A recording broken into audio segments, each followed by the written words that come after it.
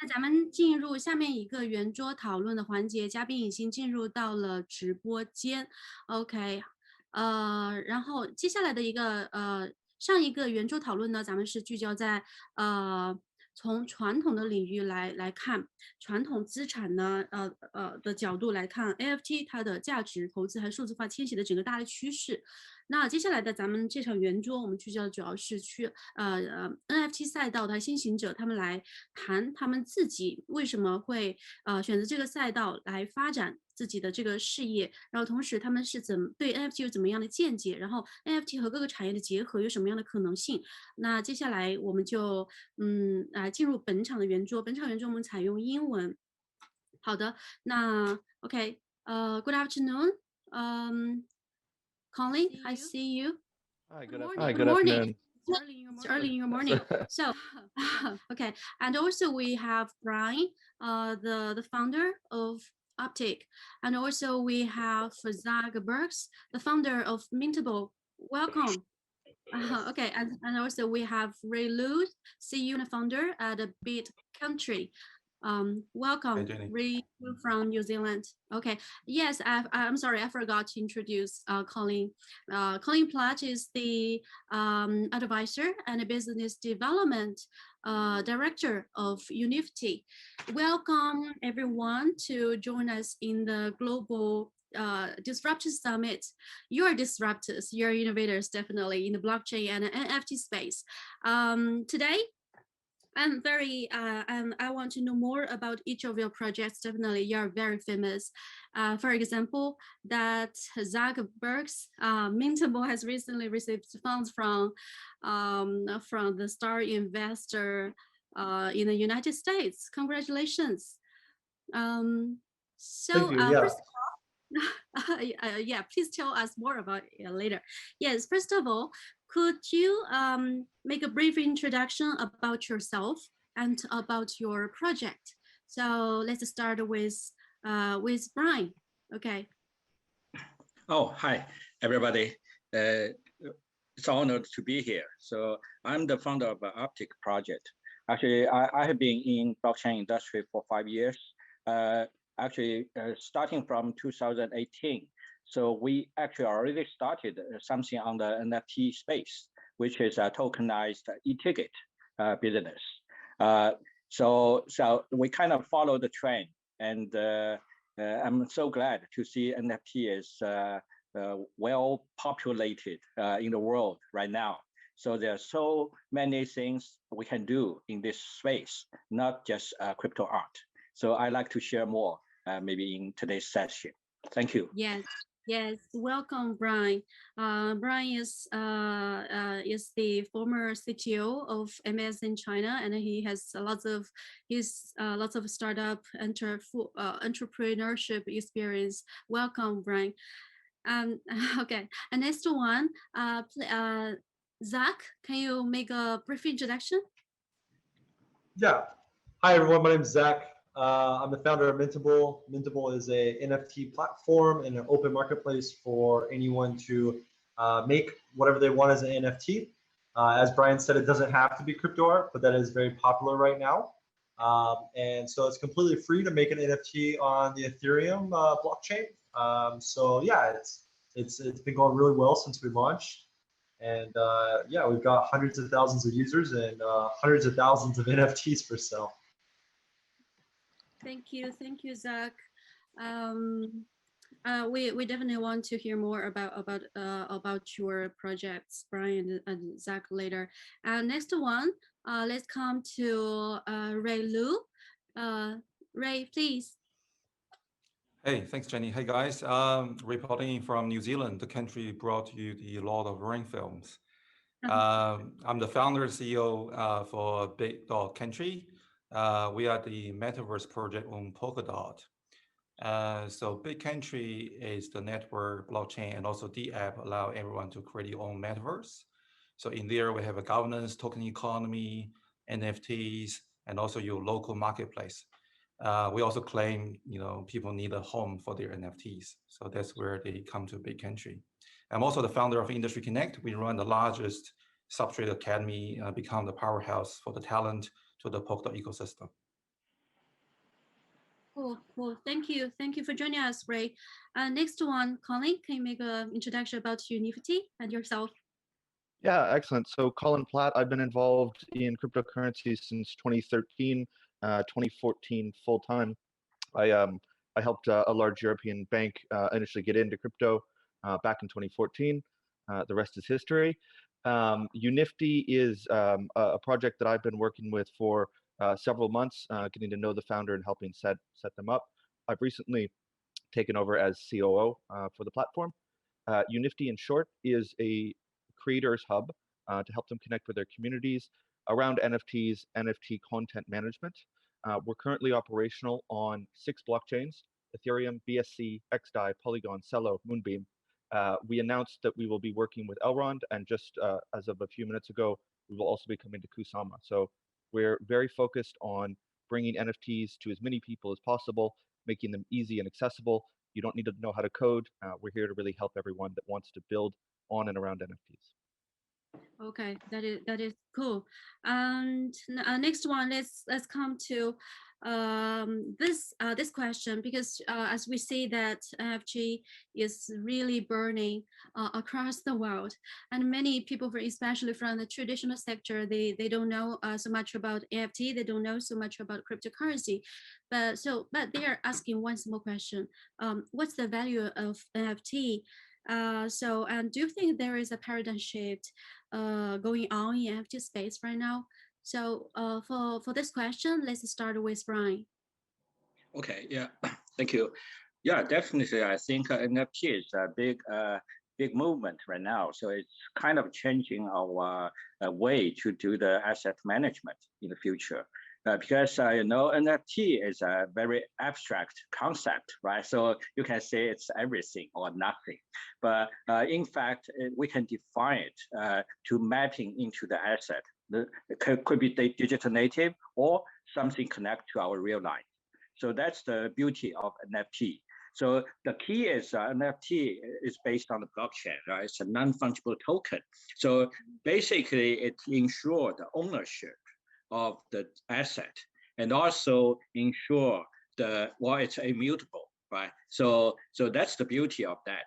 So it's kind of a guarantee the private asset belongs to you, right? So you own your data, you own your asset, and then you own your financial freedom.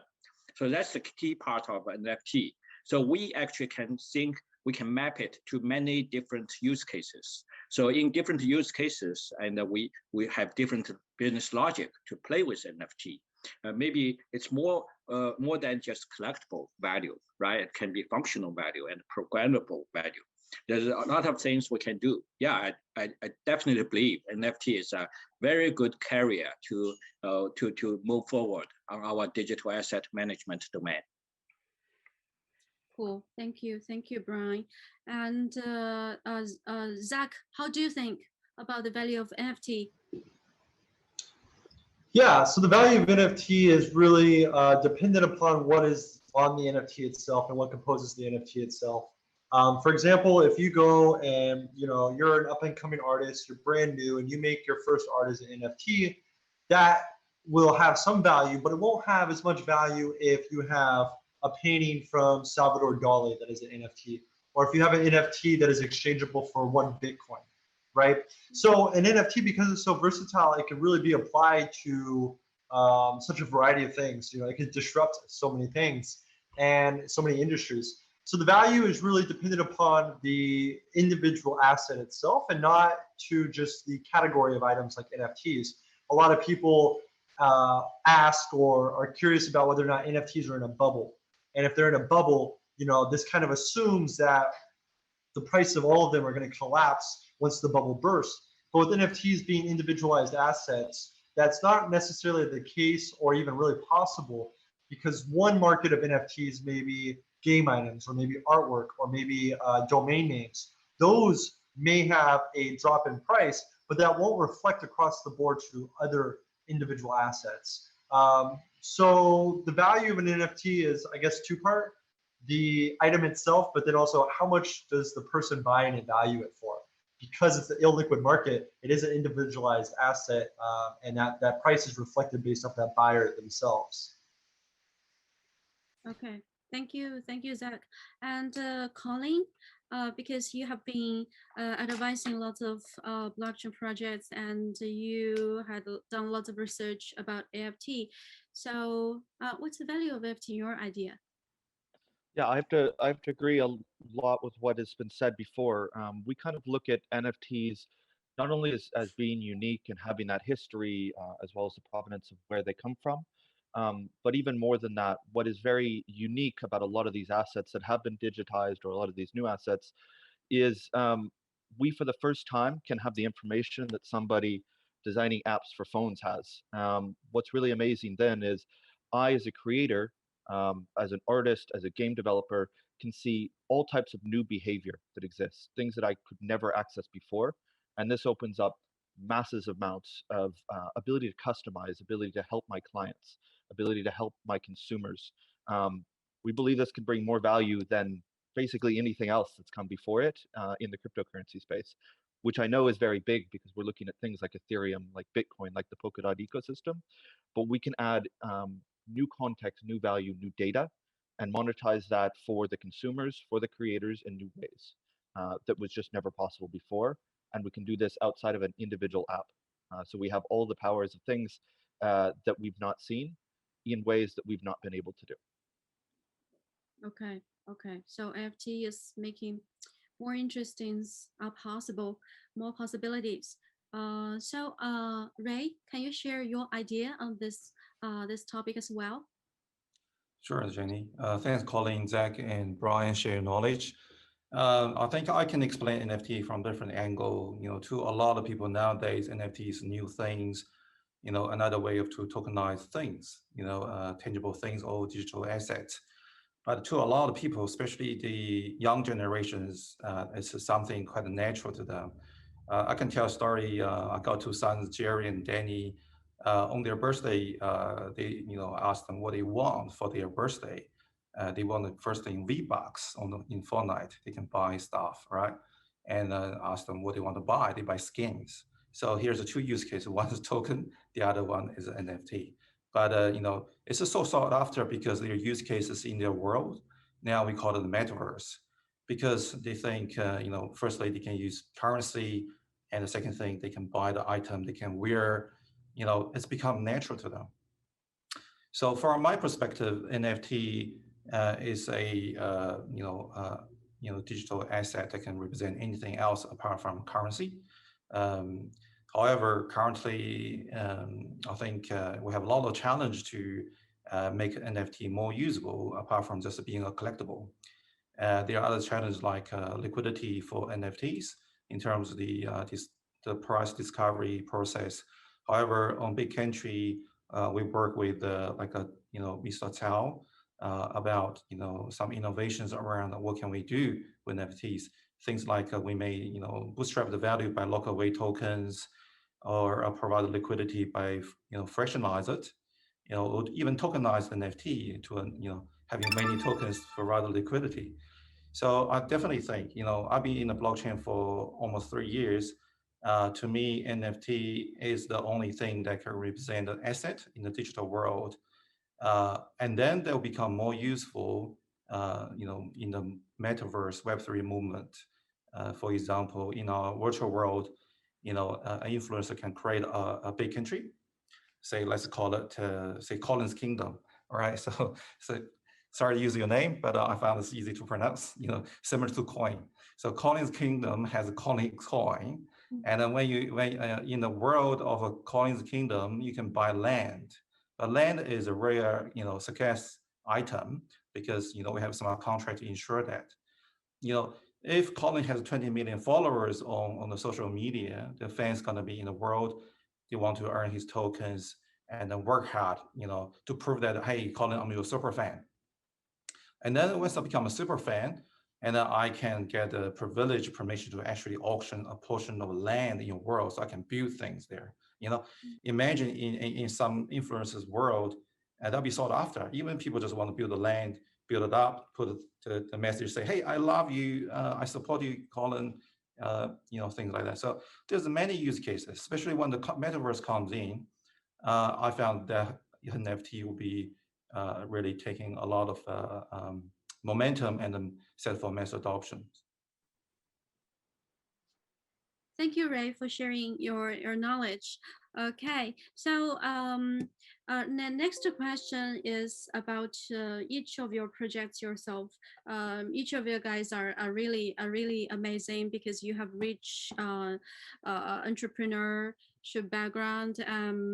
So I'm very curious about your project. How do you decide to do your current NFT projects, and what pain points in the market are you trying to solve? Okay, about this, maybe we start with Brian again. Oh, thank you, Jenny. Yeah, actually, it's not just because of the market fever, right? We start to do that. It won't last too long.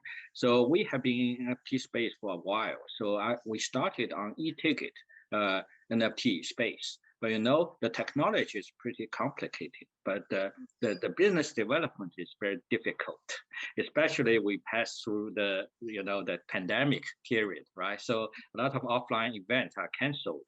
So that actually encourages us to think about how to find a kind of a low-hanging fruit to make NFT can reach out to everybody. So this, because in the past, I worked with MS in China, so we focus on the social media and social network. So my vision is to make sure NFT technology can be used in our everyday life, not only for those skyrocket auction price, right? So it should be part of our daily life. For example, well, that's the purpose we try to do Uptick. So Uptick is a NFT, the full functional NFT minter, first-hand market, second-hand market, crypto wallet, everything together in your hand. It's a native cell phone app. So that's the different position for us to reach out to the ordinary users, because we hope they can basically use the cell phone to record something and mint it and last forever. You know, basically the NFT blockchain, my insight from that is it helps us to have a unique way to record our culture and history in this digital world, and it could be lost forever, right? So that's something we are getting started right now. Just think about back to 1,000 years ago. I have something pretty ordinary, right? So, but after 1,000 years, it's reserved in the perfect mode. It might worth a lot. It could be a treasure, right, of a nation. So that's the purpose. I want to make sure it can cover everybody's daily life. Two use cases. For example, one of my friends, he's running a Mexican restaurant in Shanghai. So he used my platform to issue a Maya restaurant VIP card, so limited edition. So, well, it's pretty popular right now. So he has a very exciting story to tell. At the same time, his little girl won a little champagne in her class. So we kind of mint that special moment into NFT and distributed in the family and the friend circle. So that's it. But he just put a comment there, say, okay, maybe my little girl becomes the real champion in the future. In that case, these 20 NFT cards were worth a lot. Maybe that's a lifetime gift. Yeah, that's something we are trying to do. Basically, we want to make sure it's reach out to everybody's life. Everybody can play with that, and everybody can record it and maybe reserve it for the long term. Especially maybe in the future, some factor will be a role over there. Yeah, that's it. So, yeah. Okay. Cool, very cool. Because I have been in this blockchain industry for the past 4 years, and I really find that in NFT that many projects, many concepts that were stuck in 2018 or 2019, and nowadays they find new possibilities to rise, to grow. For example, about gaming, about metaverse. And some of my friends were trying to explore the possibilities of selling personal talent for for exchange for some money. For example, they are university students, and right now they want to do something. They want to apply for a very cool university, but they don't have the funds. So at that time, my friend tried to develop this platform, but it's too early. It's such an early concept. But maybe if he were still doing this today, maybe there would be some very interesting possibility for him. Okay, thank you for sharing, Brian. And also, I want to hear Colin. Can you share with us Unifty's founding story? Yeah, so Unifty is interesting. It was started by an extremely talented developer who went by the name Benny. We now know him as Marcus. I came across him late last year through another project that I was working with that actually started using Unifty, and that was when I first heard about it. On the side, I was working and writing my own smart contract code for ERC 1155s, and it was very difficult to do. I'm a bit of a developer. I'm not an excellent developer like Marcus, and what he built was extremely powerful. When I got to speaking with him and tried to understand kind of where it came from, his background is in content management. He helped build massive websites for big European companies, and what they always had a trouble with was they had lots of talent and lots of content coming out. They needed tools that they could manage this, get this in front of the right people, add more value to content. We need the same thing in NFTs. We need the same thing in blockchain. We want to avoid what we saw. People have talked about 2017, and Jenny brought up a great point. In 2017, one of the things that bothered me was projects would come out with long white papers and big promises, and nothing would get done. And this happened time and time again and hurts lots of investors. We won't let the same thing happen in NFTs. We want to be there to make sure that utilities, tools that can be built, can be shared, are available. So every NFT that comes out and wants to successfully build has the tools they need to do that. Okay, so you're trying through this platform, definitely you're trying to empower more people. This is great mission. Okay, the next let's come to Ray. Can you share with us the story of your project? Yeah, we've been building for 7 months now under Web3 Foundation grants, the grants under Polkadot. And also we just recently been accepted by the Berkeley Blockchain Accelerator in Silicon Valley. So we could raise capital last year, but we chose to do that first because we can fund through the grants. And myself, I got other tech businesses. And get simple. The thing is demoable and be meeting a lot of interesting VCs. That's where we're at in the seed round. It's closing pretty soon at the end of the month. So the problem we want to solve is that we want to bring people from the fancy economy, the influencer economy, from Web 2.0 to Web 3 movement. People currently in their Twitter, in their TikTok, in China, in WeChat, Telegram, you can name them. Currently we feel that their relationship is broken. It's one way, right? From the influencer all the way to broadcast to their fans. So on Web3, the fans have an opportunity to prove themselves by earning their social tokens. You probably heard the BitCloud, also people can speculate on other people's credibility, which is another way of doing it. But our approach is that they need to lock in the value before they mint the social tokens. And so their fans can see the value on day one. So it's a way for us to bootstrap the value. And also, we create a gamification engine, so allowing the community members to follow the KPIs to earn those tokens all the way to prove themselves they are like the super fans. Now, again, like I mentioned just now, they can get a permission to auction the land. Once they own the subdivision of the land, they can build on top of it. And the challenges so far is speed to action and also secure talent. And, we are in the New Zealand call themselves in the Middle Earth. It's probably right in the middle of the Pacific. But instead of that, we do have a lot of talent here in two ways. One is we have a Weta studio here, which is, they're producing the Lord of the Rings avatar films. So they, create a lot of talent in this country. Another advantage of me is that I have an education school that's running in 7 countries. We have a lot of software developers. And just recently, we run the academy for Polkadot. So we don't have too much worry about that. Still in the gaming side, we need a lot of people to understand the Unity, Babylon, and Real Engine, especially played around with the MetaHuman, that kind of technology. So in terms of NFT, we are fortunate to be on Polkadot because we're using substrate technology. Now, like engines just come to Polkadot. We want to work with them to co-create the standard to meet the ERC standards as well. Polkadot is the internet of the chain, so that once you have a bridge there or parachain there, all the assets can be transferred trustlessly across different blockchain. So that that's the concept of the composite chain.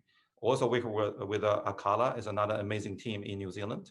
So they are doing DeFi stuff, the DeFi hub for Polkadot, and we want to become the metaverse hub on Polkadot. And we don't have to do our DeFi ourselves, so that we can actually call their smart contract or their chain logic to perform the chain transfer. Just last week, we performed a chain transfer, transfer our token asset NFT from Bit.Country blockchain to Akala blockchain and vice versa. So that's going to be really powerful. Our team are all quite excited about this new venture. And recently, I'm so sold in this whole metaverse world, and we also acquired the domain name metaverse.network. So we want to start an initiative to bring people, especially the existing game providers, the vendors, to explore the metaverse. To me, metaverse is like a player one, the VR concept plus tangible value. The only technology can provide tangible value that allow people to trade freely. That's blockchain. So that's a perfect use case here. That's in a nutshell about. And also, we NFT use cases. We take it to the next level. Here's a quick story. Like in the Chinese New Year during the pandemic, we can't go back to China. Our kids is in New Zealand. My parents in China. My parents, sent a red packet. Chinese New Year to get pocket money. They actually transferred dots to my son to each of the wallet. At the time, it was pretty cheap. Now it's pretty good. Can you imagine? In the future, we can actually build together, meet each other in the virtual world in the context of my family. The family lives virtual world, and then they can hand over a random envelope with NFTs. But also, I always tell this story. In the future, I can actually leave a NFT as a will to the future, to my ninth generation's grandchildren. Now, put in a smart contract, they come to the virtual world, and each generation verifies it's like offsprings, so that I can actually making a will possible for the 9th, the 10th generation of the Lu's family. So yeah, we just have a lot of use case here, and then I'm so excited about the metaverse, and I think that's where NFT belongs to. You're on mute. Yes, I'm mute. I'm sorry. Zach, as Brian is going to leave in 3 minutes, can I ask him one question first? So then I will come back to you. Okay, Brian, because I want you to answer me one question. What in your mind? Because our name is the summit is Global Disruptors Summit. So definitely, all of us are disruptors. We're not satisfied with the status quo in the traditional field. We're trying to build something. So I want to hear your idea from your perspective. How can we disrupt to help the industry grow and make this industry better? Brian, I want to hear your opinion about this. Okay, yeah, sorry about that. So I will keep listening, but it will be noisy. So let me take this chance to speak something first. So I think to be disruptive, well, the key is to ride the wave, right, of the technology innovation and also the business innovation. So we don't need to disrupt for disruptive, right? So we want to solve the real problem. So the key is digital asset management in the future. So NFT is a good carrier to do that. But at the same time, so currently in application level, so people have so many innovations. People are getting very excited about that. But that part is very important, because in my mind, so we need to help people to use future application, which powered by blockchain and NFT, this kind of stuff, but without really realize they are using blockchain. They are using something technology behind it, right? So that's benefit for everyone, because not many people understand blockchain yet. Even they heard it, they are afraid of that. So something like that. But the key is to be disruptive. I think this blockchain industry is still technology driven right now, and the infrastructure part is very early stage, I would say. Not to mention for the infrastructure for NFT business, right? So there's so many things need to be done.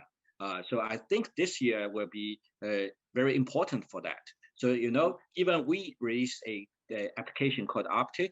Actually, we are spending a lot of time to build our Uptick network, which is a middle layer framework to support all kind of NFT scenarios. For example, you know, currently the decentralized storage is not fully ready yet, right? Conceptually, it's ready, but it's not ready. So if you have a crypto art, it's a nice picture. How can you make sure it will last forever, right? So that's key. Second part is the data standard. You know, NFT, they have a metadata part. It's an open space for everybody to use. But at the same time, how can we define the data standard for different verticals, digital asset, right? So I was involved, still involved in internft.org. It's a global working group working on the NFT metadata standard, because the purpose is once you have a standardized digital asset, then it will be available for, say, interchain transfer or interchain interoperability. That's very important. So I would say all these are the infrastructures for NFT future. Without that, we are still playing the very early stage game. So that's why in Uptick, I just play digital collectible cards right now, and also some e-ticket scenario. It doesn't mean we are not thinking forward for a lot of things, but in my mind, we need to have a very solid ground. Then we can move forward, right? Just back to like maybe 12 years ago, when or not 20 years ago, I would say. So when I was in the Silicon Valley, so Amazon started to do their e-business. So, you know, at that time, because of the technology readiness, so it was able to sell some standard stuff like a book and CDs, right? So now look back, 20 years, what we can have everything on the internet. We can sell everything, including the services. So that's actually evolved in parallel to the technology evolution. So I think, yeah, that's the things we are working on, because on the technology side, business side, and also operation, decentralized operation side, we are all moving forward in parallel right now. It's pretty challenging, but also it's a very disruptive way, right? So we are changing the industry right now. Yeah, that's something I want to share. But by the way, so I would say, finally, no matter what we are doing, right, we need to benefit everybody, benefit ordinary users. For example, in Uptick, it's already in operation mode for several weeks. But I received a letter from a guy from probably close to New York City.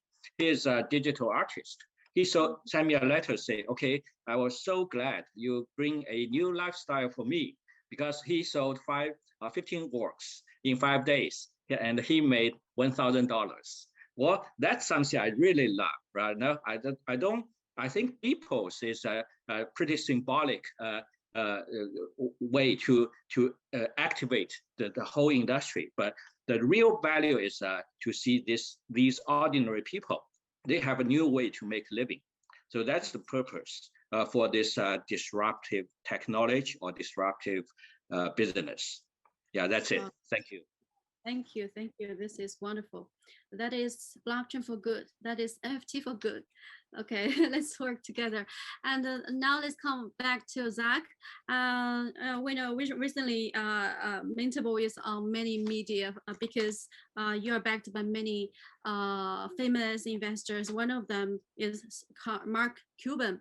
So can you tell us the story behind Mintable and why you decided to do it? Yeah, so I've been in the NFT space. Well, I've been in crypto since like 2012, but I've been in the NFT space since it started. I'm one of the most experienced NFT developers in the world. And when we made Mintable in early 2018, we were the first tool to create NFTs on the internet. We were the first tool to manage those NFTs. This is before the standard was even accepted and before it allowed for people to transfer NFTs on like MetaMask or on my Ether wallet or whatever sites you would use. And so over the years, I've seen the NFT space from all different angles. I've talked to thousands of different users, and I've taken part in the NFT space. And we've done a lot of innovative things. And so when we started building the marketplace that is live right now, we wanted to address a lot of problems and fix a lot of the pain points that people have in NFTs. And so that's what we built in terms of what you see now when you go to Mintable. And with the marketplace now, some of the things we've addressed is like the familiarity aspect of, when someone goes to the platform, are they familiar with what they're looking at? Do they understand, that it's an e-commerce platform to buy and sell digital goods? And how hard of a process is it to get you started? Do you have to have a blockchain background, or do you have to use blockchain before? So one example of some of the innovation we've done is like we have a DAO with a governance NFT. And so it's the first DAO that runs off of NFTs only. And I made that almost a year ago now, but it went live in December. And so that DAO allows people to take part in our platform, and everyone earns those votes in the DAO as an NFT when they use Mintable and buy or sell NFTs, but you can also buy the votes directly. And so we have a lot of people that buy votes to take part in the governance. And the reason they do that is because the first proposal was to share the transaction fees that we get with the vote holders, so the people that have the token. And so like right now, there's, we had, I think just last week, like $2 million purchased of votes. And that person now has the ability to, take however many votes that they have and say, okay, I bought these votes in 6 months, there's gonna be this much volume and this much traffic, and I can convert my votes over into that revenue. And so that's one of the innovative things we did with gasless minting. This is another innovative thing where we allow for anyone to make an NFT without any gas cost. So on other platforms, it's like $100 to mint one NFT at a time. But with Mintable, it's completely free, and it's on mainnet. It's not centralized. It's not like lazy minted. It's a real NFT that you own. It's in your wallet immediately. You have access to it immediately. You can do with it whatever you want, and there's no additional gas cost for someone to buy or transfer that. And so this is really powerful technology, and we're the only ones that have this. And so this is another example of how we innovate. We wrote the royalty standard for NFTs. So EIP 2981 is a standard on how to do royalties across all marketplaces. And we wrote that standard. And so when we launched the marketplace in December, now it's April, and we have over 100,000 users on the platform. Last month we did like 165 million page requests with like 10 million unique visitors. And we've made millions of dollars in revenue already. So our investors, you mentioned Mark Cuban, we have a few other really famous investors as well. They really like Mintable for all these aspects of being familiar, being profitable as a company, but then also innovating within the NFT space. And so we have a lot of other features that we're rolling out that, again, are features that you're not going to find on any other platform. And some of the features that we started with day one, again, you're still not going to find them on any platform. So like we're the only platform that has direct messaging for a buyer and a seller to communicate with their NFT sale. That's something that should be on every platform, not just ours. We're the only platform that allows for you to have an actual private file that's secure and safe. And we're the only platform that allows for you to have any file uploaded as a private file. So you can upload a PDF, 4K resolution video. We have documentaries, indie films, music albums, zip files, code, you name it. It's on Mintable. People are selling it as NFTs, and we've had people that have made thousands and thousands of dollars selling their NFTs. So, I think our goal is to bring NFT to the mass market and not just crypto users. right? And this is kind of how we're thinking about things and how we're moving down. And so far, it's been going really good in terms of that. About 20 to 30% of the people selling NFTs on Mintable have no Ethereum in their wallet because they're brand new to crypto. We're the only place for them to be able to make an NFT if they have no crypto. And so in order for that person who has zero crypto to go and make an NFT anywhere else, it's impossible. They have to get crypto first. And that's a huge barrier to entry that we try to remove and reduce. So yeah, I mean, that's a little bit about Mintable and kind of the story of us and how we're going. I think if you guys want to learn more, you can go to, obviously Mintable.com, Mintable.app.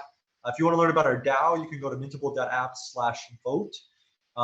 And of course, you can earn votes if you buy or sell any NFTs on the platform, or you can buy them directly at Mintable.app/vote. So yeah.